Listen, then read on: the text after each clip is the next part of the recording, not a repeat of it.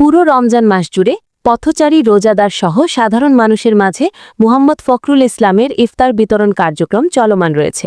গোলাপগঞ্জ ও বিয়ানীবাজার উপজেলার ১২ বুথ ও বেশ কিছু উপবুথে এসব ইফতার বিতরণ করা হচ্ছে। আর এই কর্মসূচির অংশ হিসেবে শুক্রবার গোলাপগঞ্জের চৌমোহনীতে পথচারী ও সাধারণ মানুষের হাতে ইফতার তুলে দেন দায়িত্বশীলরা। নিজের মানবিক কাজের মাধ্যমেই সাধারণ মানুষের হৃদয়ে স্থান করে নেয়া ফখরুল ইসলামের ইফতার বিতরণ কার্যক্রম উপকারভোগী সহ সর্বসাধারণের প্রশংসা পাচ্ছে।